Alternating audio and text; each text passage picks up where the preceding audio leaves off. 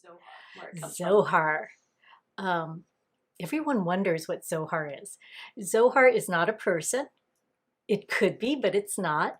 It is a Hebrew word, and like many foreign words, you can have numerous meanings. The meaning we gravitate towards is splendor. So at Zohar, we celebrate the splendor of dance. And the reason we have a Jewish name is Ehud is from Israel. He was born in a kibbutz, Kfar HaMaccabi. I think my Hebrew's gotten really good too. And he studied dance late in life. He started when he was 18. Although he did Israeli dance before, because I think you just always do that when you're in Israel. But he started dancing to rehabilitate from a back injury that he suffered in the Israeli army, and found that he had a natural talent for moving and a love for it. The music and putting movement to that. So he actually performed in Israel quite a bit. Ended up going to New York, had a scholarship at Alvin Ailey, Joffrey Ballet, and Martha Graham. He probably could have done more in ballet. It was the time when Baryshnikov just defected, so it kind of threw things all crazy over there, and so it didn't quite happen. And he really had more of a passion for jazz and being real. He's a very people person, and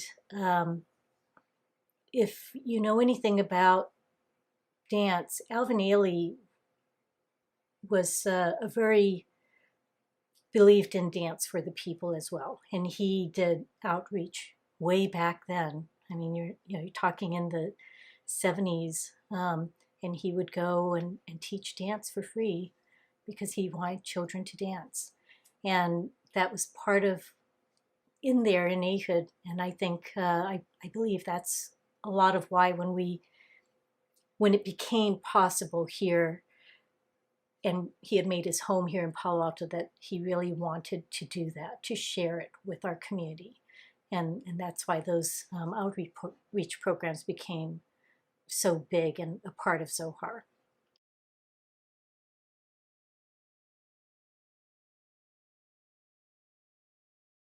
Oh my gosh, Ehud. 3 adjectives to describe Ehud.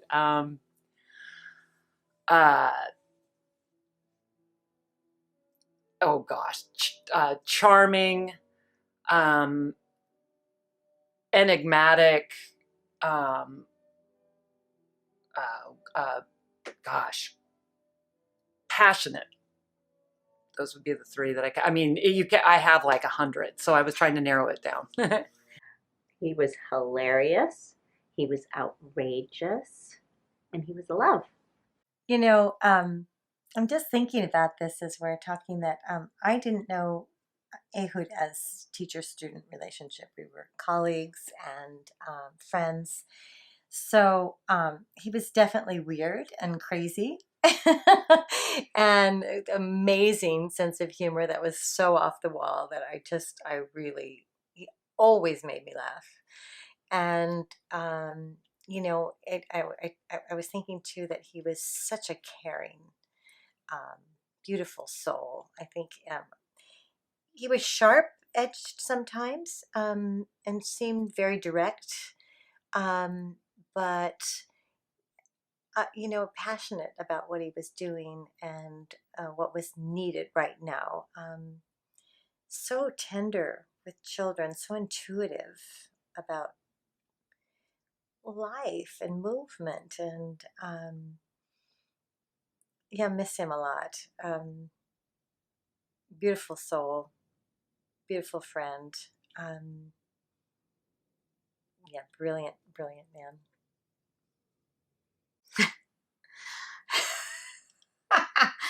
Israeli. A good friend and loving. crazy man. He could be rather hard, funny. His jokes would not go as well nowadays because people, he would talk. I mean, putting on. You have to work on your tush by you want to fit into your 501s, and 501s, people don't wear them. Or now it's Levi's is making a comeback, but back then it's a big thing to wear your Levi's. So I have a good looking tush. Reach out and touch someone. I think that was the tagline for AT&T or whatever it was back then. Did you know that? See? Reach out and touch someone. Stretch your arms. Reach out and touch someone. It was hilarious. But he was very demanding, and he knew what he wanted. And I think that strive for excellence, but yet his generosity is what drew people to him.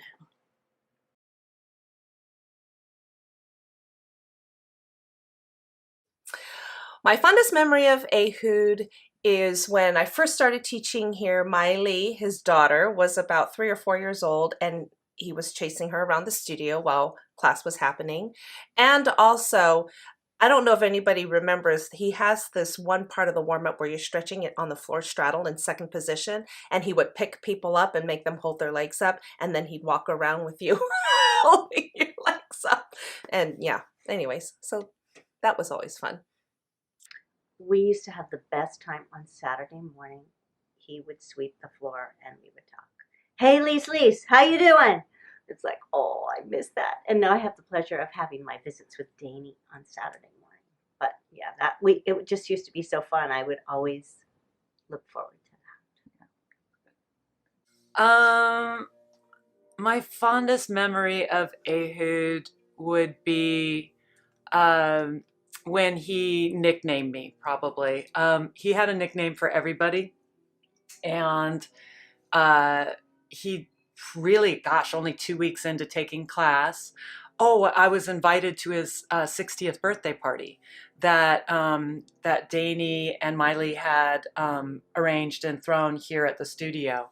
And I was only 2 weeks in, so I didn't really, I was very touched that I was invited to join everybody in the celebration. And about that time, I think it may have been the class before the celebration, he called me Geronimo.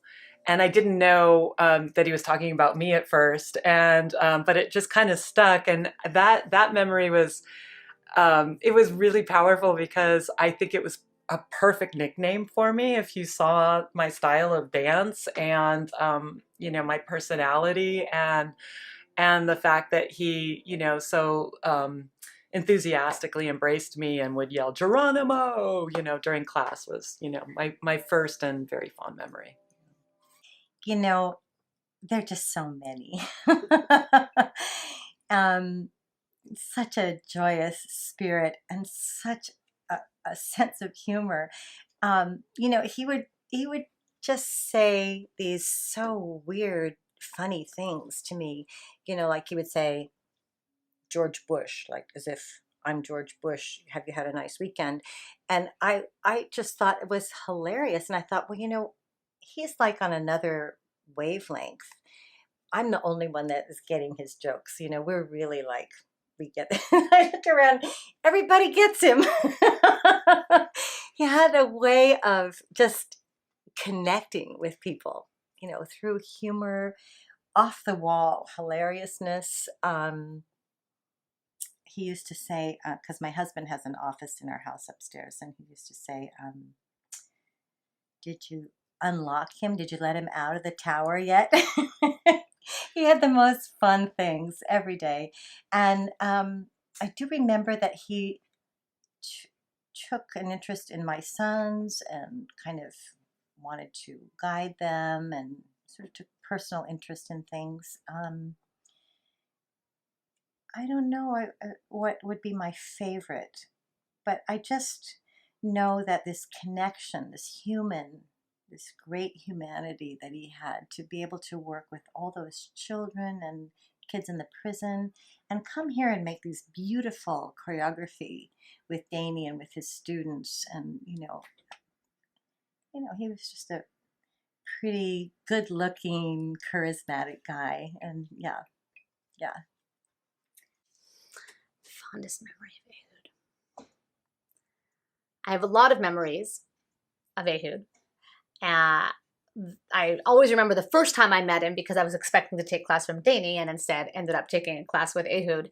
And he made some comment to me as if he'd known me for years. I don't even remember what he said. And I just turned and looked at him and said, "You don't even know my name."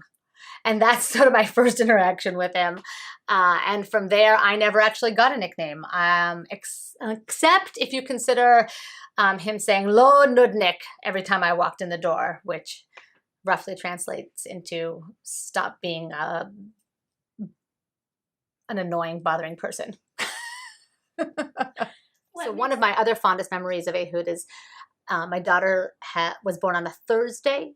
No, she was born on a Tuesday. My daughter was born on a Tuesday, and Saturday there was a show here. So of course I had to show up. So I brought this little teeny tiny, I'd come home from the hospital Thursday, so now it's Saturday. She weighed about 5 pounds, and I brought her in an outfit that somebody from the studio had given as a gift, and it had little dancers on it. And one of the first, Ehud loved babies, and one of the first thing he did was took her foot and said, "Look how she points her toes already." So that's one of my fondest memories of just Ehud was filled with joy about people and humans and babies and dance. And he put all those together when he met Ella. So there is this great story. I really had a way of getting to know someone. So this new student walks in, and I'm checking people in, so I know her name. He comes home after class and he's telling me all about this woman, Yelena. I'm like, "Who are you talking about?" And he's like, "She's married to Izzy, the bagel guy, and she's Asian." And I'm like, "Do you mean Yuan?" And he's like, "Yes." I go, "So what is the name you're calling her?" "That's her Hebrew name." But he had her whole life story by the time he came home. I was like, how does he get all of that? And he just has a way of going up to people. He's like, "Tell me about yourself," and he knows you. And that's not me, which is okay. We balance each other out really well that way. But that's what Ehud would do. And I was just thinking about one of the memories I had back when I was just starting out. And one day I had my license and I'm driving to Zohar, and a bicyclist was going the wrong way and we collided. Nothing happened except it scared me beyond anything. And I remember going to the studio and I was shaking and so upset. And Ehud came up to me and gave me the hugest hug. And I felt safe. And it's interesting because another student who goes back a long ways, to this day she remembers that it stood out to her. I loved Ehud from the moment I saw him. And I didn't realize I was going to marry him. You hope, but I didn't know. And when I saw him give that little demonstration at Gun High School, I remember thinking, "Oh my God, that's the man I want to marry." Thinking, in the global sense, this is the kind of person that I realize I really am attracted to. Someone who's very sure of themselves. He was a mensch, a man, and he had this really sensitive side because he's an artist. And I did not know at that point that, 6-7 years later, I would be marrying him and having a daughter. Just never know, do you?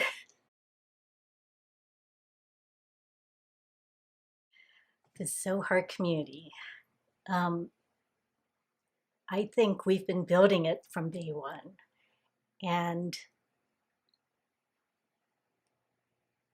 having moved here from Hawaii when I was 16 and not having family here, it was really hard.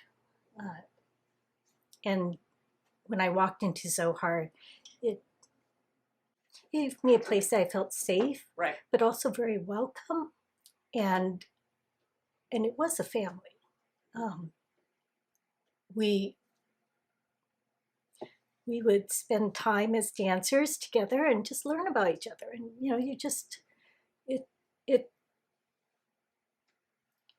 it is a very special thing. And over the years, I have found that it's only grown more. I mean, we've seen students go through marriages, going single, a marriage, a divorce, single, lots of kids coming here, passing of loved ones, life changes. We have a student, Doc, and her nickname is Doc because she was getting her doctorate at Stanford, and it took her forever. And Ehud would always ask her, "So are you a doctor yet?" And she would go, "Not yet." And finally one day, "Hey, I'm a doctor." So, and she's still dancing, and it's been a long time since she's been a doctor. So it's an incredible group of people that we have. I had this studio in San Francisco, and Ehud came up to say hello and to visit, and he brought this gorgeous gal to come and take class with us, and I could see how he adored her and how much she just was so excited to be dancing together. And I thought, wow, this is on fire, this relationship. And they would come up to visit now and then. So, but already I had seen that spark with Daynee and Ehud, up in San Francisco before Zohar existed. But let me tell you that from the beginning, Zohar is a place where, I don't know even how to describe it. There's a community here where everybody who dances feels like they're in a safe place. So, I mean, I have people coming in who took class with me, and then they had children, and then their children graduated from high school, and they're still coming back to, 10-year-old talented young ones. And whoever walks in the door, the whole room says, "Oh, who are you? Well, come over and stand next to me. What's your name? What are you doing here?" There's just a welcoming spirit. And I think people come here to be able to try it out, or to keep doing it and work on weaknesses as well as strengths. But it's a very safe place to just to work on your craft, work on your art. So that's really, there's a community and a safety here. It's at the same time a demanding of excellence, but I think that's one of the most beautiful things that Ehud and Daynee really created here. That's why I love being here. I think the most important part, because I took a break teaching, so I was here initially when Miley was 3 or 4, and now she's married and has a child now.